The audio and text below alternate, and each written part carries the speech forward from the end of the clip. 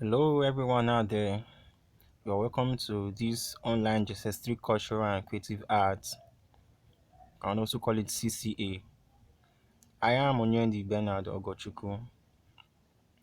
We will be looking at a topic called tie and dye.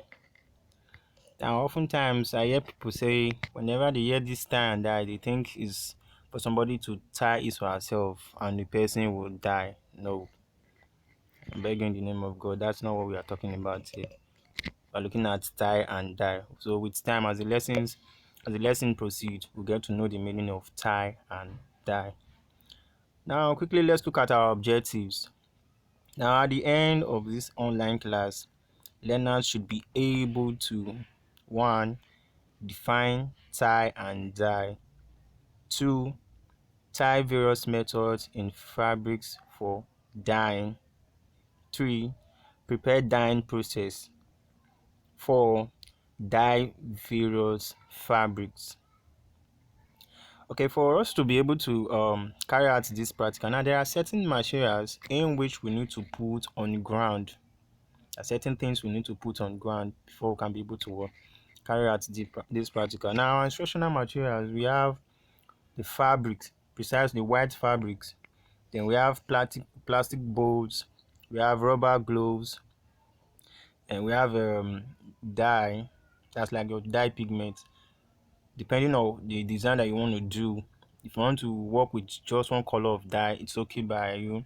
If you still want to work with different colors of dye, that's like you'll be mixing them in different places. Or if you want to mix to get colors, you can also mix to get different colors. So we have our threads, we have ropes for tying of your, after applying your various folding techniques, then you can now use your rope, your thread, your rubber bands, etc. to tie your fabrics. We also have needles, etc. Now, meaning of tie and dye: not someone will tie to herself and the person will die. The meaning of tie and dye. Now, tie and dye consists of folding, twisting, pleating, or crumbling fabrics or garments and binding with string, rubber bands, rope, etc., followed by the application of already prepared dye. Okay, now tying techniques in tie and dye. Now, there are different folding techniques. There are different tying techniques in tie and dye, but we'll just these ones that we have just listed, we'll just look at them. So we have number one, we have knotting, we have pleating, we have marbling, we have stitching, we have concentric square, we have circle method, we have crumb tying, etc. Now, these are some fabrics that have been different folding techniques has been applied on. Now you can see for yourself different folding techniques here now. Okay, so having seen that, now let's proceed. Materials and tools for tie and dye. For your tie and dye to take place, there are certain materials and tools that need to be on ground. Now, number one is your fabrics, your white fabrics, your dye pigments, dyes of various colors. We have your chemical, that's like your caustic soda. You have your plastic bowl, which you use in mixing your dye. Then you have your hand gloves. Your hand gloves. Now, this is very important. Your hand gloves. You are working with chemicals. Last time I worked with the dye without using gloves. Now my hands were like the chemicals really tell on me. So whenever you are working on your tie and dye, you must have your rubber gloves on. Okay, so we also have our woody stick now for you to use to stir your mixtures. The dye, the various dye which you've put in caustic soda and the rest of them. Use your wooden stick to stir them properly so they mix together. So we have the rope, thread, rubber bands for tying, etc. Now, preparation of dye in plastic bowl. Preparation of dye in plastic bowl. Now, you already have your bowl on ground.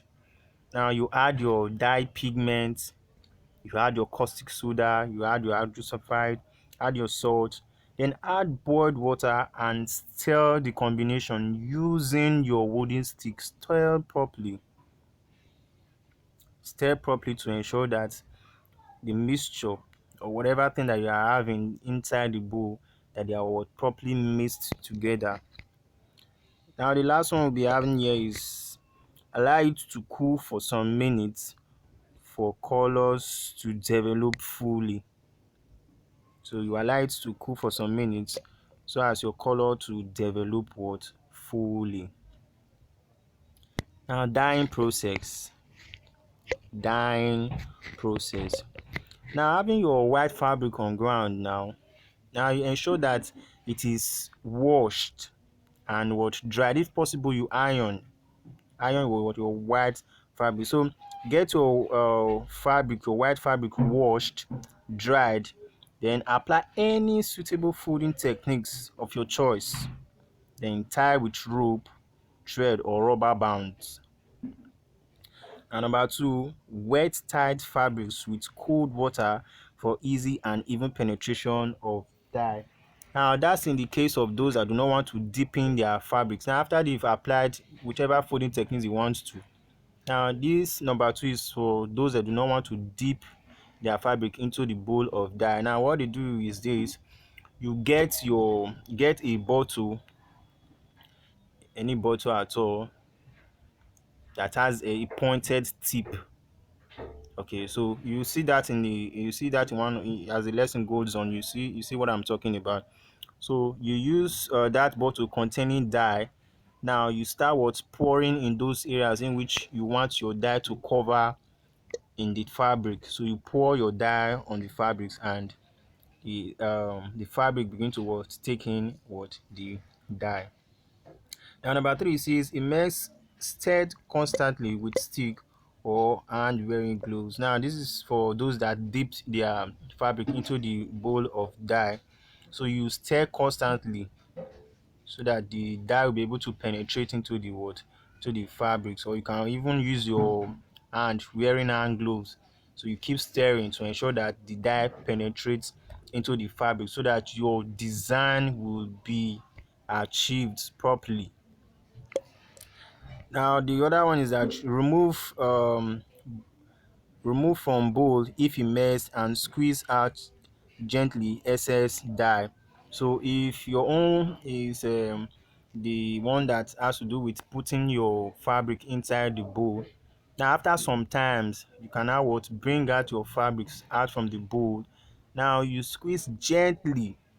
Ensure that the rope or the thread in which you use to tie the fabric does not get loose.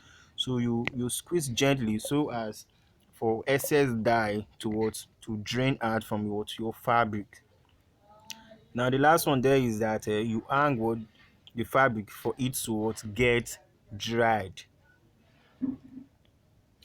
Okay, so on this one now this is what I'll be talking about. Now you can see the mixing of your dye.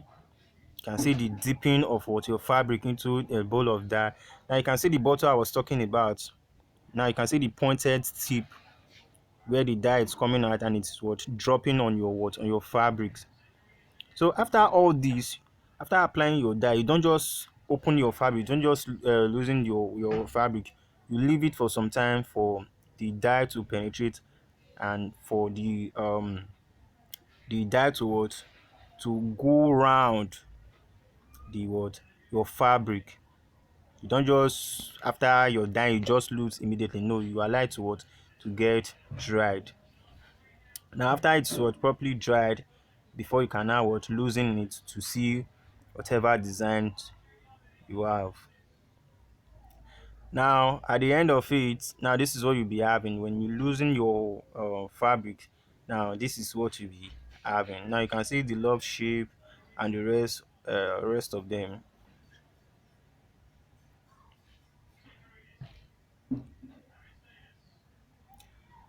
Okay, so having seen all these, you have an assignment to carry out. Having known the meaning of tie and dye, seen various folding techniques, dye processes, etc., you are requested to carry out your tie and dye. So in this case, you're going to carry out your own tie and dye. Get your fabric, get your dye, get your whatever thing that is needed, apply your folding techniques, and what do whatever that is necessary to be done, so you can what get your design too, just like as you have in those other ones that I showed you. Thank you.